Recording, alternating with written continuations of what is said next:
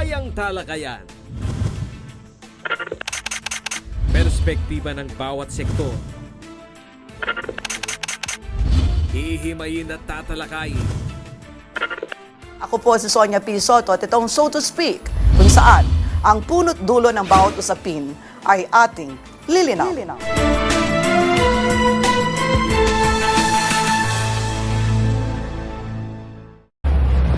Ano nga ba ang mga hadlang at konsiderasyon sa pagpapatupad ng batas na tricycle ban sa National Highway? Senyales nga ba ng progreso ang pagbabawal sa trike sa mga pangunahing kalsada? Lahat ng tricycle namin doon naka-stack up. Ang estudyante ho nandun nagbababa, tatlo. Okay. Ngayon natatakot sila sa mga MMD kasi inuuba ka daw hulihin. Kung halimbawa na babawalan kami, saan kami pupunta dadaan? Ayon sa DPWH, ang mga programa sa infrastruktura para sa rehabilitasyon ng mga connecting roads ay bahagi rin ng Build program. Kaya naman ang koordinasyon na lamang umano ng mga lokal na pamahalaan ang kailangan upang ang problema sa trapiko at road safety ay masolusyonan. Kabilang na dito ay ang tamang pagmando ng trapiko o traffic management na mula sa pagpaplano at enforcement ng batas, dapat walang naibubutas. Dahil sa kada segundo, ang kapakanan ng riding public at ng tsuper dapat hindi nakukompromiso. Ang buwelta ng mga taga-toda, nasaan ang mga secondary roads kung saan maaaring dumaan ang mga tricycle. Magandang araw, Central Luzon. Makakasama natin ngayon sa ating talakayan sina Attorney Charmaine Jacqueline Paulino, ang Regional Legal Officer ng DILG sa Region 3. Ginoong Lito Kalingo, ang Hepe ng Regional Operations Center ng LTO Region 3. Ginoong Ray Laksa, ang Officer in Charge ng LTO San Fernando District Office. Nandito rin ang Presidente ng FEDTODA, CSFP o San Fernando na si Ginoong Jesus Miranda. Makakasama rin po natin si retired Police Colonel Danilo Bautista, ang Officer in Charge ng Traffic Management Division ng Ciudad San Fernando, at si Councilor Amos Rivera, ang Chairperson ng Committee on Transport ng Angeles City. Makakasama rin natin ang iba pang mga panauhin mula sa sektor ng transportasyon at mga citizen journalists. Nandito po sila sa ating studio. So, nais ko pong unang tanungin si Attorney Paulino, kaugnay po ng batas. So, meron po ako nabasa, dalawang DILG Memorandum Circular noong 2007 at 2008. At recently sa dyaryo, marami po kayong pinalabas na mga press statements kaugnay ng pag-encourage sa mga LGUs na ipatupad ang batas. Ano po itong batas na pinag-uusapan natin kaugnay po ng ban ng mga tricycle at mga pedicab sa mga national highways, Attorney? Ang DILG po under the leadership of Secretary Anyo. So ini-encourage po namin yung mga local government units to issue an ordinance or to amend their ordinances to comply with the basic standards issued by the Department of Transportation, which actually prohibits tricycles from traversing the national roads. So this is based po on the yung pinaka general law po is the section 458 of the local government code, which gives the LGU the power to regulate the franchise and operation of tricycles, and which was tapos po on the part of the DILG, we issued a memorandum circular, yung sinabi niyo po kanina, memorandum circular number 2007-01, and which on 2011 naman po nag-issue ulit kami to clarify, which is Memorandum Circular 2011-68 po, na kinaklarify na bawal nga po ang mga tricycle po on national highways. So this is based naman po dun sa previously DOTC po na guidelines na ini-impose po nila in issuing franchises. Councilor, may mga nabasa po ako kaugnay ng mga tindig ninyo sa ban on tricycles applying the national highways. I think you're one of the few who have opposed ito pong ban. Bakit po? Why do you oppose it? For the sake of discussion, I just want to be clarified on that particular Okay. issue. Now, we're not actually violating any national law for that matter. Okay. Because There is no existing national law there at the was moment. a memo circular, if I'm not mistaken, which provide among others an exemption.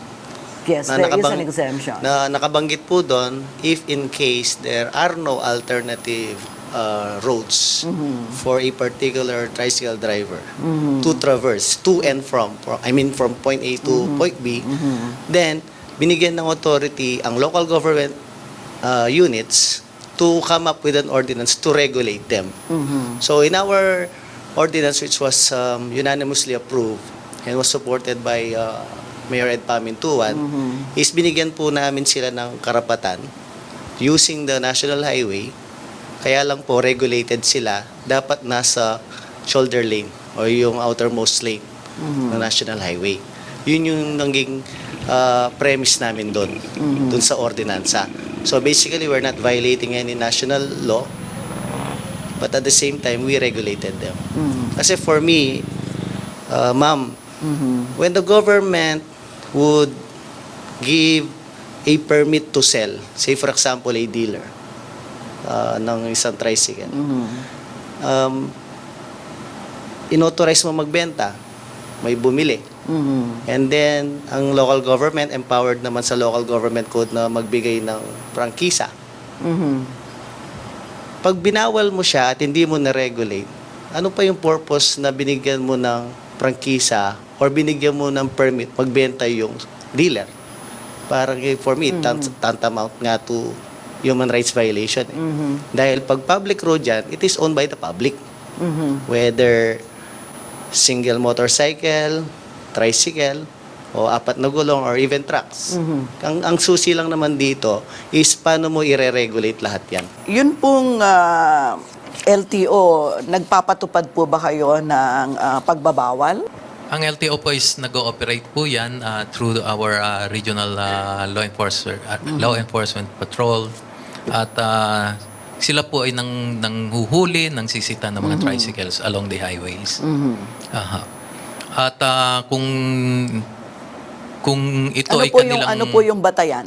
Yun pong Section 4C ng JMC 001. Ano po yun? Dated June 19 of 2017, that tricycle operation should only be confined along city or municipal roads, not along the national road, and is limited only to routes that not traversed by higher mode of transport. Ma'am, firstly, gusto ko lang po mag-react doon sa nabanggit po ng LTO. During the hearings that I conducted, LTO was present also. Okay. Ang sinabi ng LTO, for as long na may local ordinance kayo, yun yung gagamitin namin para wag manghuli sa national highway. Basta nandun lang sila sa outermost lane. If I may continue, however, merong karugtong po kasi yun. O, However, sige. Tuloy niyo yung however. Yes.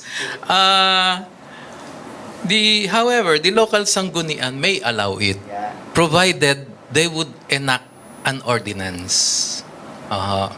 So, kung They dalawa will enact an ordinance allowing it them on the basis of na yun lang yung basis lang na wala silang ibang dadaanan. Yun lang po. Ma'am. So, doon ho papasok yung local public transport route plan. Okay. So, kailangan po pinag-aaralan muna yung mga rota bago po siguro bigyan bago mag-issue ng ordinance yung Okay. munisipyo. Sa Angeles City po ba ay meron kayong pag-aaral na nagsasabi na walang alternatibong ruta and therefore you allow them to traverse the national highway, sir? Yes, because Angeles City po kasi 33 barangays yan. Okay. Ang main thoroughfares lang ho namin talaga is north-south eh. Wala kaming east-west road eh. So, dun sa 33 barangays na north-south na dinadaanan po, nakapaikot po yung mga barangays doon. Parang nasa gitna talaga yung kalsada. So, to and from, especially yung mga PWDs and senior citizens, honestly speaking, they would prefer riding a tricycle rather than jeepney kasi medyo mababa yung tricycle, mas accessible sa kanila. Meaning to say, on the social side naman ng mga PWDs and senior, mas convenient sila kung tricycle. Saka ayaw po natin naglalakad eh. Yung mga Pinoy Yes. hindi mahilig maglakad. Opo, kumbaga po sila po talaga, we consider the Todas in Angeles City as our partners labeled as taxi. Okay. Kasi hindi pa po konsyel, nandyan na yung mga yan naghahanap Alright. buhay yan So, Okay. dun sa ordinansa, tama po si Sir sa LTO, meron talaga kaming route plan. In fact, zinone namin sila Okay. into 5 zones at specific po yung ano nila, rota lang nila. Okay. Kailangan timbangin, di ba? So, yung karapatan sa kabuhayan, yung karapatan sa public safety. Bigyan nyo lang ho kami sa shoulder.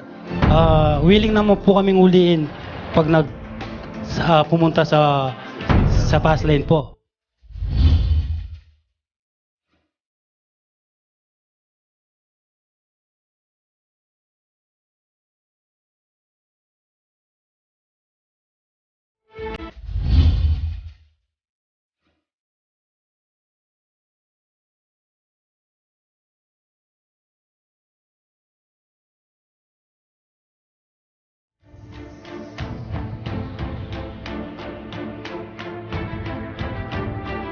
Hindi kami pabor kasi nakakabawas sa pasahe namin eh. Ang daming nagpapahatid doon, hindi kami makapagatid, linuhuli kami eh. Ano ma'am, hindi. O syempre, pag malayo yung biyahe, doon lang kami kumikita eh. Kaya kung pinagbabawal nila sa highway, kung pwede naman mag-shoulder na lang kami. Ang hinihingi namin sa local government unit, particularly sa San Fernando, Angeles, Mabalacat, bigyan sila ng alternate route. Kasi, kaya kuminsan napipilitan silang gumamit, kahit alam nilang bawal sila doon. Pupunta sila from one barangay to the other barangay or from their destination A to point A to point B. Wala silang ibang dadaanan kung hindi yung MacArthur eh. Retired Police Colonel Danilo Bautista, sir. Gusto ko po kayong tanungin, kaugnay naman ng San Fernando. So sa San Fernando po ba mayroong mahigpit na pagbabawal sa mga tricycle sa National Highway at saka sa Jose Abad Santos Avenue, sir? Yan po yung mga main thoroughfares na pinabawal po namin yung pag-apply ng mga tricycle. At last year, inumpisahan po namin yung pag-enforce ng in-intensify po namin yun. At doon namin nalaman na kailangan talagang makipag-dialogo din sa kanila dahil kung yung batas lang mismo ang iyong ipapairal ng walang hindi mo titignan yung problema sa ilalim, kagaya nung sinasabi ng batas sa ordinansa natin na pwede mong i-implement yun pero may exemption kung wala talagang madadaan ng iba. May alternate route. So sa San Fernando po ay walang katulad na ordinansa. Meron po tayong ordinansa na pinagbabawal yun. So sa San Fernando po, walang ordinansa na binibigyan po sila ng karapatan na dumaan sa National Highway. Wala po. Dahil po dun sa malinaw na meron po kayong alternatibang mga ruta. Ganun po. Parang sa ngayon po, doon po kami papunta na pinag-aaralan namin uli. Dahil nung nag-intensify kami ng enforcement, nakita namin na nasasaktan sila. At tinignan namin yung mga problema nila. Kaya nag-create si Mayor Edwin Santiago ng TWG. At nakapag-come up kami ng initial na pwedeng implement.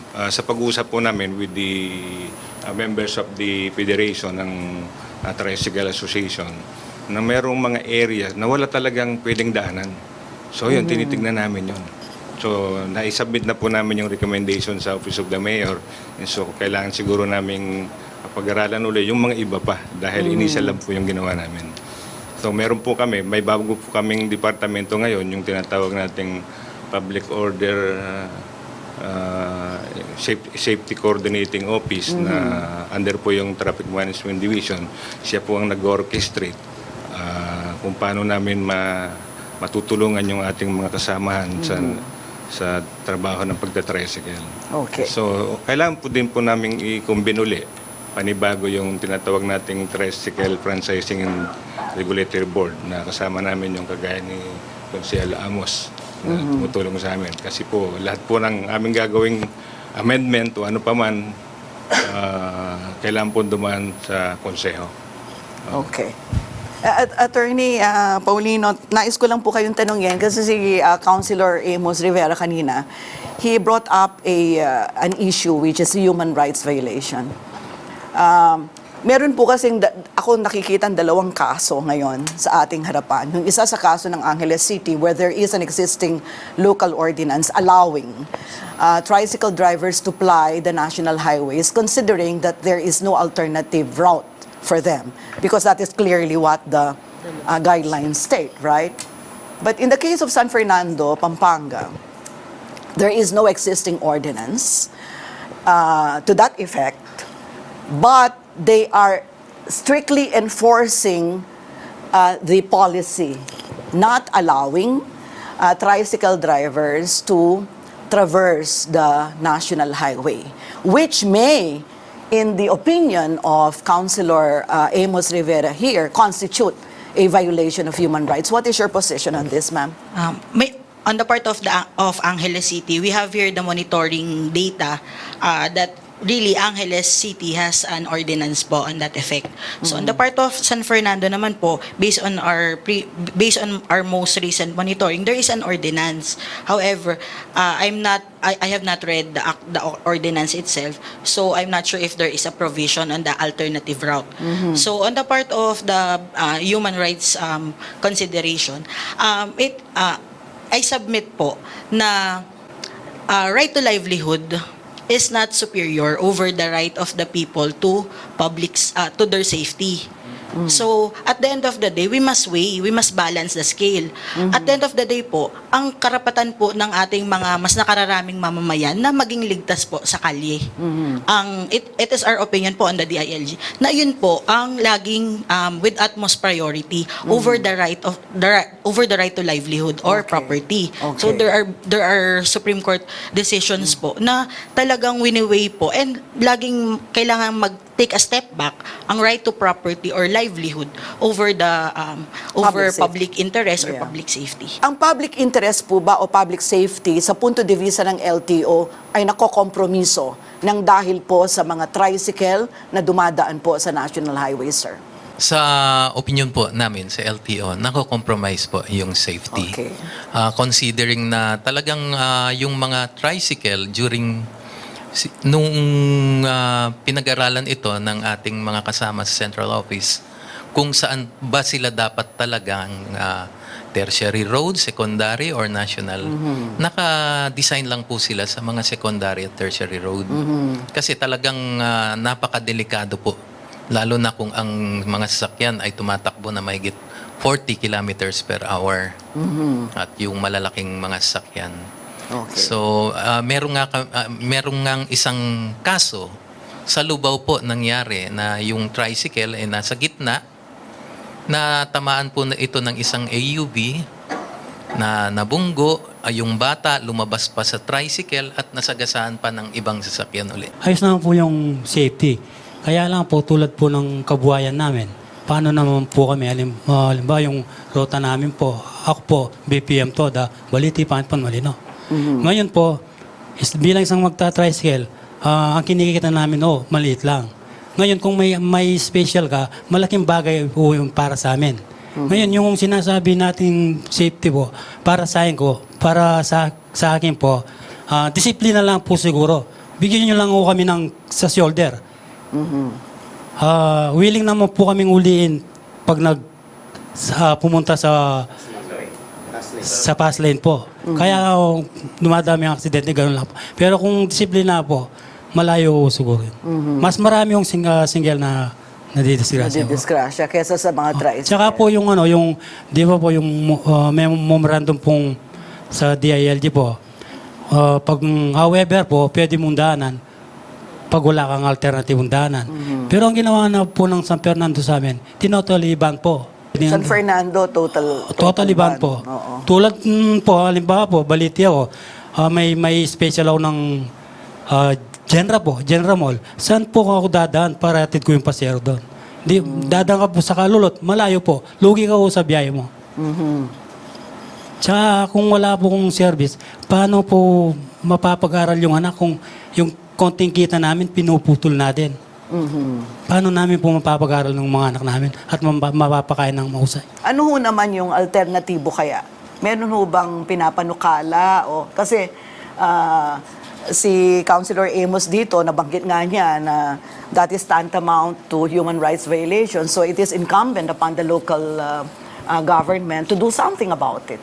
Meaning, if you disenfranchise them, What's the alternative? what is the alternative? So ano pong masasabi niyo dito? Number one, I think we have to agree that all of us here, in terms of the promotion of general welfare, life, right to life and property, wala naman ko kontra dito eh. Pare-pareho tayo. Pare-pare. Kahit Kaya- na yung mga tricycle drivers, Yes. sigurado. Dahil Yes. I sila think- din mamamatay kung, Yes, I kung think, ma'am. may aksidente Oh, sila. tama, right? tama. I think we can balance both eh.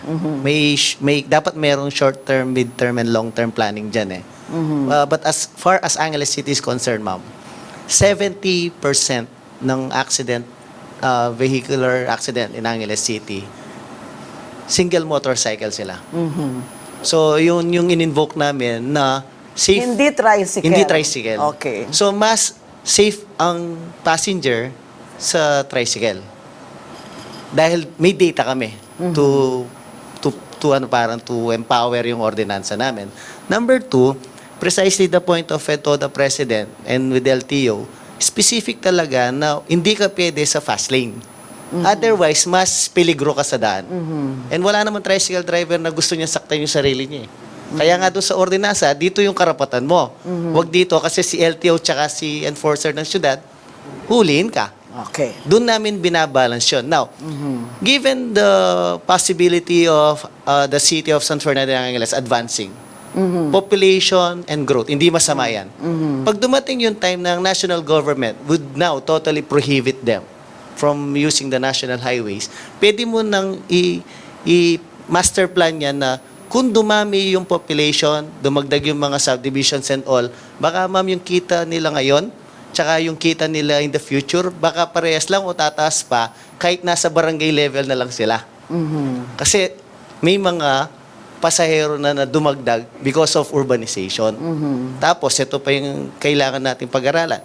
Alright, let us prohibit them.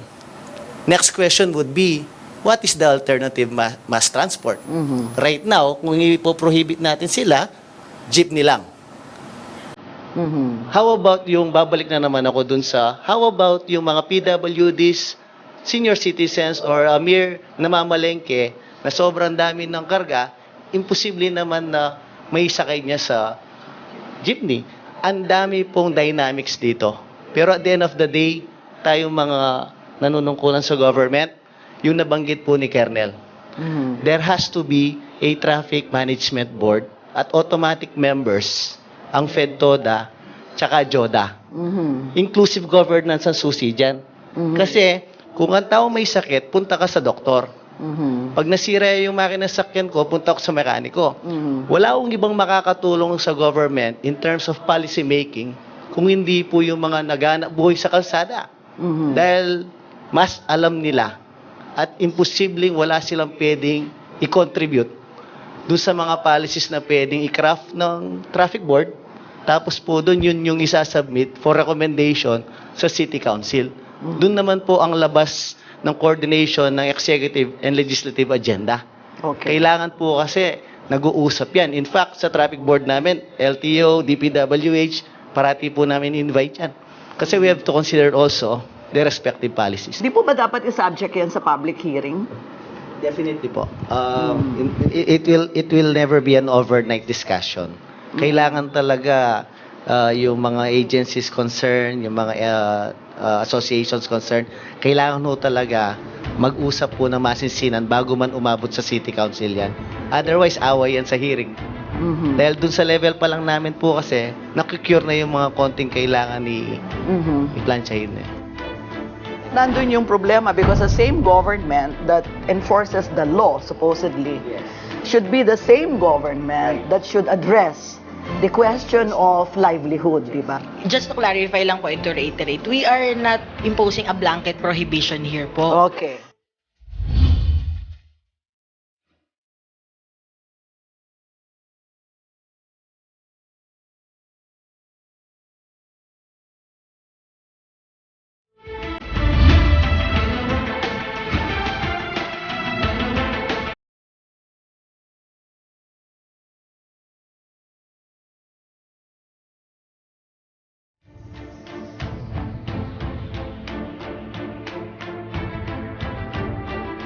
Ay, hindi ako pabor nga pagbawal sa National Highway ang mga motor tricycle kasi ito lang amin na hanap buhay dito eh.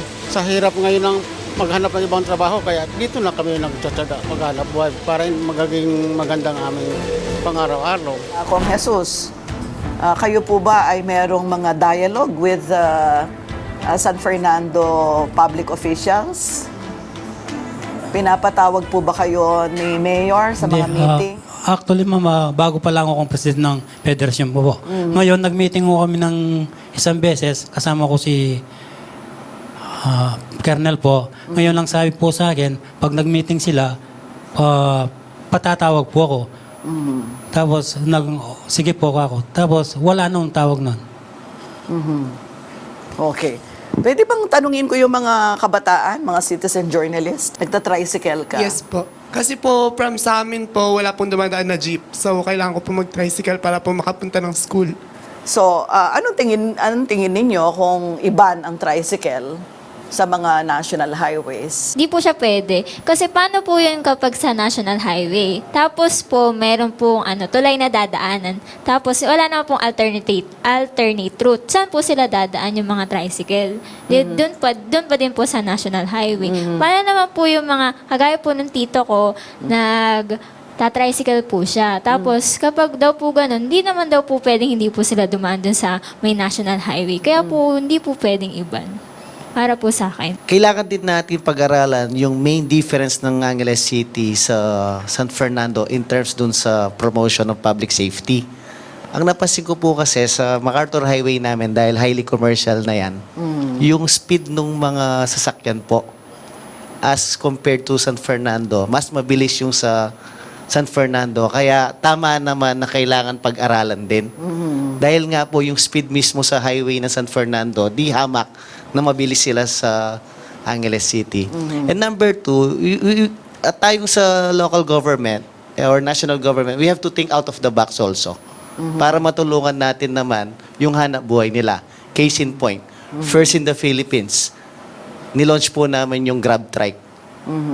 Ngayon, ginaya na po sa Bataan, sa Pangasinan, etc. etc. I filed an ordinance giving incentives, discounts similar to senior citizen, yung mga registered TODA namin.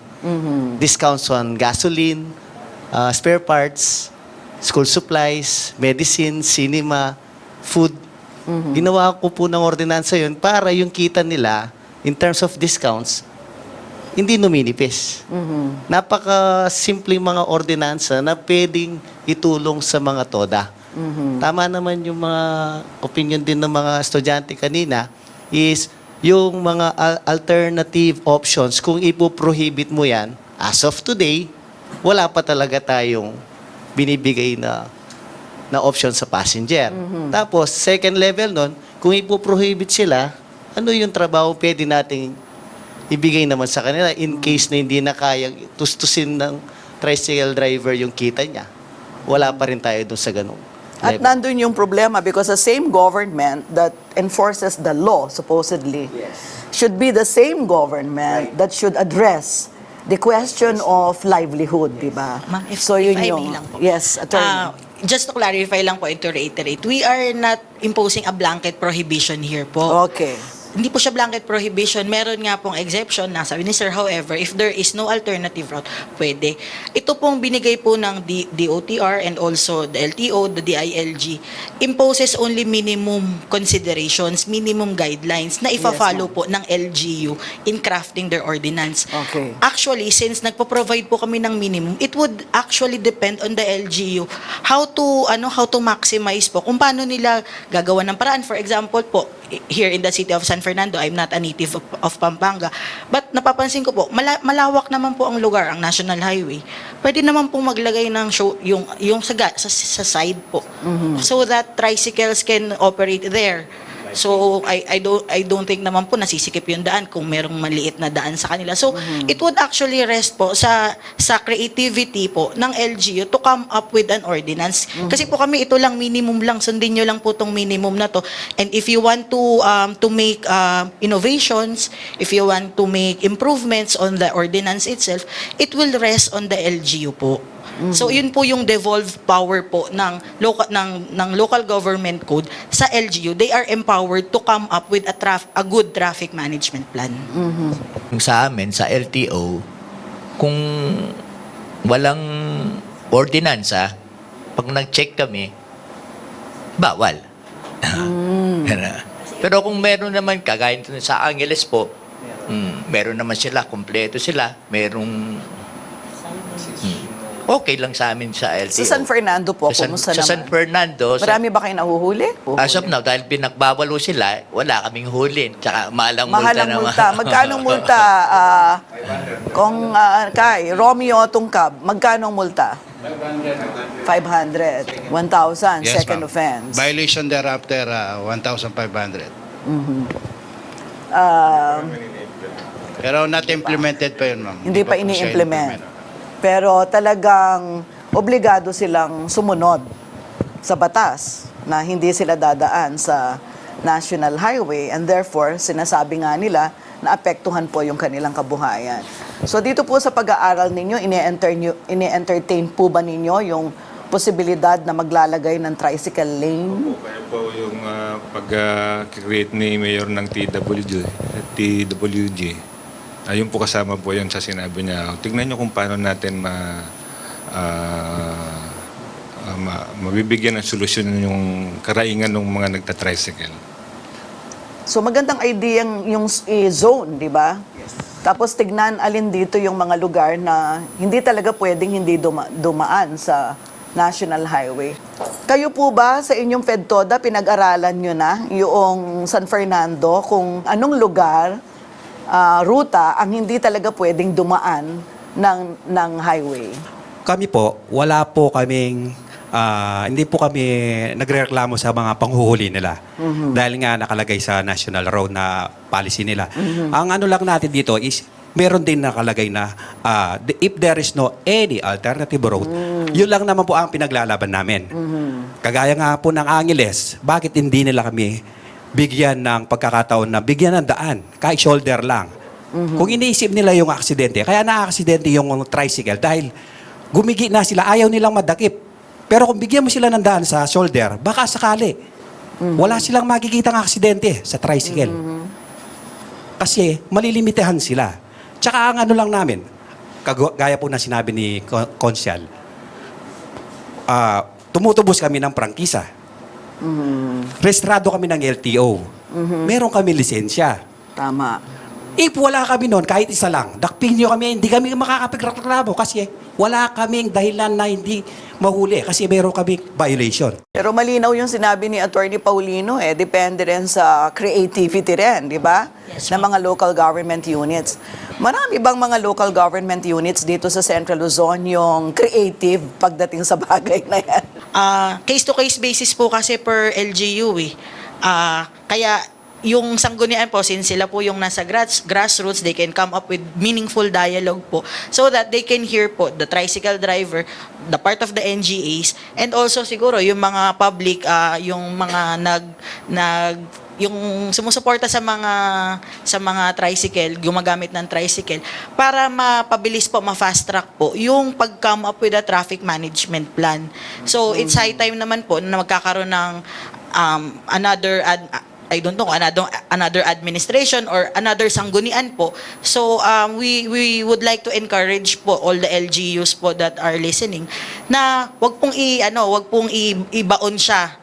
So, i-revitalize po natin kung meron na pong naumpisahan, ipagpatuloy po natin yung kung may dialogue na pong nauumpisahan para po hindi porket nagkaroon ng election, masa-scrap na siya kasi meron po tayong marching order po for this. Na ipatupad ito. Tinatanong ko kanina, yun sa Angeles City ba, naglagay kayo ng malinaw na trike lane? Bali po specifically doon sa mga national highways namin, may mga traffic signboards po kami naka-indicate na ito yung Parang hindi masyadong sapat, no? Kulang pa po. Actually, ang gusto talaga ng bagong administrasyon yan, talagang sa kalsada na ilalagay. Yung road markings yung tawag po. Yeah. Bisa kasi natatanggal or biglang may... Hindi napapansin, di ba? Hindi napapansin, oo. So talagang kailangan din merong malinaw na na lane, hindi ba? Na talagang yung lane na yon ay tricycle ang priority, di ba? Lalo na kung walang talagang mga alternative routes, di ba? Pero sabi po ng ibang mga nakausap pong tricycle driver, kanya naman ayaw nilang dinadaanan yung iba namang mga alternatibong daan dahil sobrang baku-bako. Sa Angeles City ba maraming baku-bakong kalsada? Wala na. Hindi ho Highly urbanized na highly kayo, wala urbanized. na kayong dahilan para meron pa kayong mga kalsadang baku-bako. Ano na lang po, siguro yung mga inner roads ng barangay eh. Pero yung mga main roads ng barangay, mostly po, naka-pave na lahat yan eh. Sa San Fernando ho ba, sir, yung mga nagtatricycle at kayo po, sir, meron pa po bang mga baku-bakong kalsada na ayaw daanan na nagtatrike? Meron po siguro doon sa mga inner talaga na roads natin, pero sa mga barangay. Pero nakikita ko ongoing po yung ating kwan doon eh, nung nakaraan. Yung mga nasisira na dahil, alam niyo po yung sa daanan ng mga trucks. Ayan, mga daan natin. Pero nakikita mo yung mga ongoing kwan tayo doon, mga rehab, saka repairs ng mga daan. Yun po bang FEDTODA, meron na kayong kinausap na konsihal, na kamukha po ni Konsihal Amos Rivera na matutulungan kayo sa problema niyo?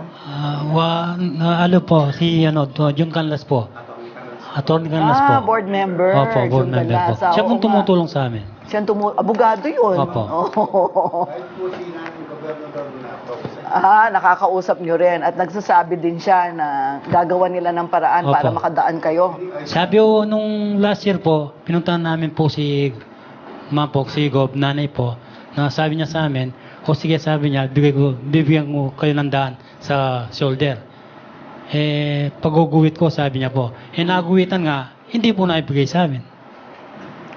Naguhitan. Na tricycle lane. Opo. Ganyan nung sabi sa amin Pero nila. kung wala pong batas,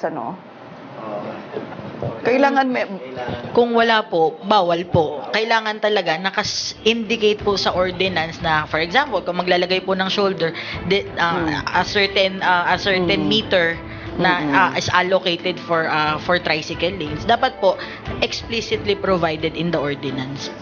Kung livelihood po ang pag-uusapan, may nabasa ako na nagsasabi na halos lahat ng mga nagtatricycle o mayorya ng mga nagtatricycle ay dating OFW. Wala akong nakikitang masama na kung yung dating illegal, gagawin naming legal.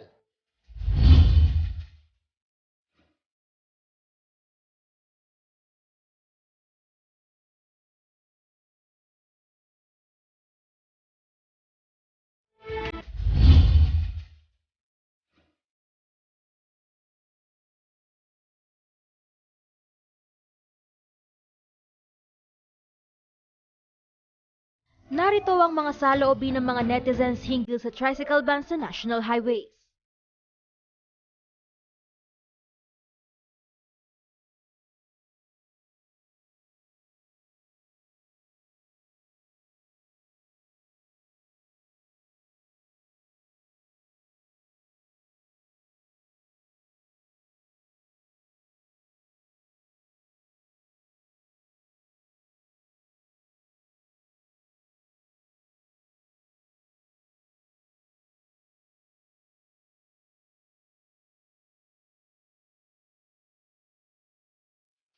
Ang tinitimbang natin magmula kanina ay public safety, public interest versus livelihood.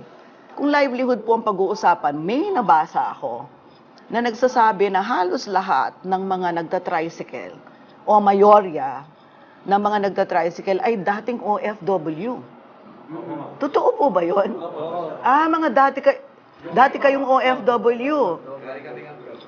Galing kayong abroad. Saan ho kayo dating nagtatrabaho sa abroad? Ilang taon ho kayo nagtrabaho sa Saudi bago ho kayo umuwi? 5 years po. 5 years? Opo. Ngayon nakabili ng tricycle, kami ginagamit namin sa buhay. Mas mainam na po kasi yung nasa bansa. Kasama mo yung pamilya. Tama. Ilang taon kayo nagtrabaho sa abroad? 14 years po. 14 years? Opo, Saan? sa Korea po. Sa Taiwan po, 3 taon, tapos nag-China ako, 2 taon, tapos sumabay ako sa Europe, nahuli po ako doon. Natitain ako ng 1 year and 8 months. Na prostate ang misis ko, lumabas yung baby ko na, Alam niyo, na special child siya. Hindi na po umalis. I Dahil see. ang kasama ng boy ng anak ko, ako. Okay. Kaya po, inalis ko na po yung abroad. Yun na po Magandang na- dahilan para manatili sa ating sariling bansa. Kayo po, ilang taon na nagtrabaho sa Saudi? 14 years din po. Tulad ko, kung makikipagtrabaho pa ako, inuutos-utusan lang ako ng mga na mas nakakabata sa akin. Parang yung ego naman. Tinatamaan din naman. Kaysa naman yung wala naman akong amo. Bili ako ng sarili kong tricycle. Ibig sabihin, nasa okay naman, hindi naman siya, hindi ako gumagawa ng illegal.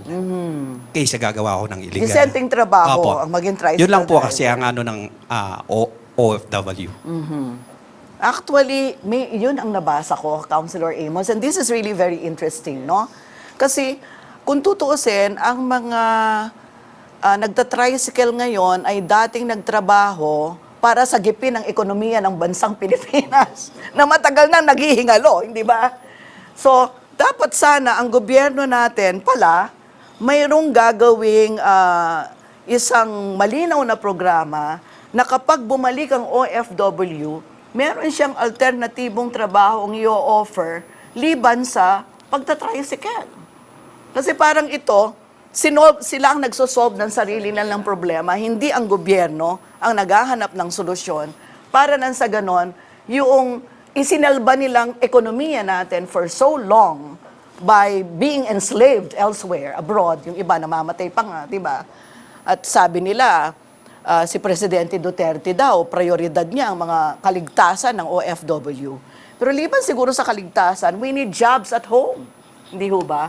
So, paano bang i-address sa level ng isang LGU ang kabuhayan? Meron po bang means ang local government unit to be able to come up with a plan para saluhin niya yung mga umuwi from abroad, dahil marami yan, na kapag nagstay dito, hindi na nakabalik abroad para magtrabaho, ay mayroong hanap buhay liban sa pagta-tricycle, attorney? I can speak po on the national government, and I think po meron po ngayon yung POEA and OWA na yung pagbalik OFW programs na nagtiteach po sa kanila ng livelihood programs. Insofar as the LGU is concerned, they can provide po programs depending of course on the budget. It would depend actually on the budget kung meron po silang sufficient funds for that. So the LGU can come up with a program po. On the part of the ILG, it's not one of our programs po kasi dahil it concerns the labor sector. Kung meron po kayong ibang mapagpipilian na hanap buhay, ito po yung tanong ko, kung meron pong halimbawang ibang hanap buhay na i-offer po sa inyo, maganda naman po yung sweldo, sinabi nila, bawasan na natin ang mga tricycle sa kalsada, okay lang po sa inyo? Hindi. Sige po. Mahal namin po. Tricycle namin, mahal namin eh. Yun ang talagang namin eh. Talagang buhay. Kahit hindi namin ibebenta yun eh. Kahit bayaran po ng 1 bilyon, hindi namin pagpapalit. Para sa inyo, yun yung lang talagang hanap buhay namin. kabuhayan ninyo. Yun bang Cabanatuan City sa Central Luzon na tinaguri ang Tricycle Capital of the Philippines? Alam niyo po ba kung ilang tricycle meron sa Cabanatuan City? Kanina kinuha ko yung statistics ng Cabanatuan. Cabanatuan City alone, nasa 3,597 lang. Na tricycle. Pero yung Olongapo, mas marami. Ilan? Nasa 7,208. San Fernando, ilan ho ang tricycle, sir? 8,000! O di mas marami pa kesa sa Olongapo. Sa San Fernando, dito sa aming statistics, yung mga registered as for hire lang po, nasa 2,070. Yung registered. Ang laki naman ng difference. So maraming hindi rehistrado. Kayo po. Dahil po yung iba hindi nagre-registered dahil po sa huli. Kasi po, naka-register po sila, pagkatapos, huliin din. Walang kwenta po yung ano. Kaya inaano po ng mga iba, iwas gastos po. Yung gastos na sa register niya, ipapakain na po sa pamilya niya. Ganun po yung ano namin. Kaya po, pero kung gagawin po naman nilang paraan na bibigyan po kaming daan sa highway, gagarantiyanan po namin sa inyo yung mga presidente kami, gagarantiyanan po namin, paparaise po namin lahat yung mga tricycle na membro namin. Para po magkaroon ng mahusay na komunikasyon sa City Hall at saka po sa mga TODA. In-extend po yung unang ordinansa na Hindi na kayo nag-i-issue. sa pagbibigay ng prangkisa. So yung po siguro yung kasama sa aming asikasuhin pagpasok po ng bagong batch na cons sa City of San Fernando. Councilor? I would have to agree dun sa binanggit po ni Mr. Toda, no? Ang opposite lang ho sa Angeles Jerry, City. this one? Opo. Ang ginawa po namin, 2018, is inopen namin yung legalization. Why? Number one, hindi naman titigil yan sa paghanap buhay dahil may pamilya yan. Correct. Number two, wala akong nakikitang masama na kung yung dating illegal, gagawin naming legal. Provided, Pwedeng may amnesty naman. yes, tsaka ano ang nangyari pa, dahil nga ang parang advocacy namin is, at least ngayon, wala na manghuhuli sa yung koloro. At ang pinapakain mo na sa pamilya mo, galing na sa legal. Lahat po ng mga 3,000 na unregistered, dagsaan po sa City Hall. Nagbayad sila ng permit, franchise fee, etc. Ang kagandahan pa ho doon is, kaya nga inclusive governance kami, hindi ko pipirmahan yung prangkisa niya kung hindi susunod dun sa standard size ng sidecar. Kasi po before I became a member of the council, makikita mo yung mga sidecars na mga yan, maliliit, mababa, lower, etc. Sumunod po sila. That's why sometimes it saddens me na pag sinasabing, ay, tricycle driver yan, walang disiplina yan. I beg to disagree. Ang isa daw sa pinaka hindi disiplinado sa kalsada ay tricycle driver. Sir Lito? Parang hindi lang ho tricycle eh. Parang lahat po eh. Halos mga public utility vehicles. Ano pong pinanggagalingan ng kawalang disiplina sa kalsada? Una siguro, kasi ang disiplina hindi ho natin napapag-aralan to sa eskwelahan. Ano ho? Nasa sarili natin yan. Siguro dahil wala silang nakikitang nanguhuli. Isa yon. And then, yung sigurong ano na sila na parang marunong na talaga sila mag-drive. Sabihin nila, maingat ako, mabilis ako magpatakbo, pero maingat. Wala hong ganun. Defensive driving, sasabihin Wala nila. pong mabilis magpatakbo na maingat. Wala pong ganun. And then, siguro yung visibility din ng mga enforcers, kailangan nating kailangan lumabas lahat. Kulang ang enforcer sa kalsada. Sino Yes, mo ba dapat Pero ang enforcers? kung ang isang driver ay disiplinado, hindi na ho kailangan yung enforcer. Ano po? Yun lang ang isang kulang siguro sa atin. Kaya ang LTO po ay laging nagkakandak ngayon ng Road Safety Awareness Program. Kung saan-saan ho kami nakakarating para lang mag-conduct ng road safety awareness. Pero hindi ho ba totoo na susi din talaga sa disiplina sa kalsada ang enforcement? At kailangan mo, pag enforcement, kailangan mo ng enforcer? Dapat po sana yun yung parang pinaka-least na dapat gawin. Kasi kung disiplinado na po, wala na pong dapat nahuhuli. Napakasarap na makita or maramdaman na Pero, ako bilang enforcer, kultura wala ho na akong yun mahuli kasi sumusunod na lahat. Lahat naman ho tayo disiplinado eh. Pagdating natin sa Clark tsaka sa Subic. Disiplinado talaga. Disiplinado tayo. Dahil mahigpit. Dahil mahigpit. Ang pagpapatupad ng Kaya lang batas. paglabas. O so, balik ibig sa dati. sabihin, kapag mahigpit ang pagpapatupad ng batas, magiging disiplinado tayo. And in the long run, kapag nakasanayan na natin yon, yung disiplina, magiging kultura na, magiging bahagi na ng ating buhay. It's going to be a way of life. Pero it must start somewhere. Counselor, hindi ba? Kailangan muna merong strict enforcement. Meron din ako nabasang pag-aaral, ang sabi, kung saan daw very lax ang pagpapatupad ng batas, that is where corruption lies. Actually, when I did a transport study po sa UP, 3 po yung letter E na in-emphasize ng mga prof namin doon. E for engineering, Yeah. another E for education, And the other one is yung enforcement. Ang pagkakaiba lang po nung Subic and Clark na nabanggit ni Sir, which is talagang totoo naman, is nadatnan natin yung disiplina during the American time. Yes. Alright? Talagang until now, nandun yun. Plus the fact that we have to... Institutionalized, in Yes, other we have words. to accept the reality also that in terms of traffic engineering, talagang may master plan sila nung ginawa yung mga roads na yan. Yes. Imaginein mo, say in Angeles City, paano mo huliin si jeepney driver na violation for illegal parang loading or unloading? Wala naman po talagang engineering in terms of loading and unloading bay. Okay. So, dun dumadaan yung letter E talaga. Yung traffic engineering, kailangan ma-emphasize na may in terms of road signs, road markings, and what have you. Pero importante yung visibility ng mga enforcers of law. Yeah. So, importante din talaga yon. Sa mga lugar na understaff, kahit na gusto mo mag-enforce, kung kulang ang tao, halimbawa po, San Fernando, kulang po ba ang enforcers? Actually, sa ngayon po, ma'am, kulang ang ating enforcers. Kung titingnan natin, may mga lugar kami na dapat lagyan ng tao, pero... Alam niyo po ba kung ilan ang kulang nyo kung sakali? Ilan po ang kulang nyo?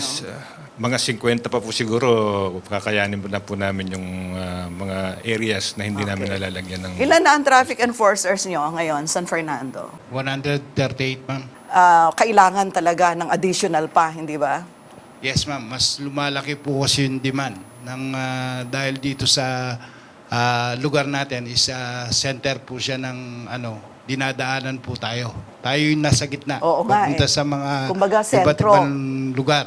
Tama yung sinasabi ni Yes, sir. Councilor Ma'am, Amos. kaya po malaki po yung pangangailangan namin na mag-add ng personnel. Okay. Dito lang po sa labasan na area ng LX, na sakop ng LX, hindi po namin siya mabigyan ng personnel. Bilang pagsasara po dito sa ating makabuluhan at produktibong talakayan ngayong araw na ito, mayroon po akong 2 taong gustong tanungin bilang pagsasara. Una, gusto kong may magsalita mula sa mga tricycle drivers natin ng pakiusap nila sa gobyerno. Ano po ang pakiusap ninyo sa gobyerno? Kayo po, bilang presidente ng FEDTODA ng San Fernando. Yun po ma'am, sana makarating sa mahal nating mayor na kami pong bilang nagtatricycle, bigyan po kaming daan kahit sa shoulder lang po. At ano naman po ang pakiusap ninyo bilang representante ng gobyerno sa mga tricycle drivers? Magrehistro po. At sumunod sa batas traffic. Sumunod sa batas. Kasi mahal po talaga ang mga multa.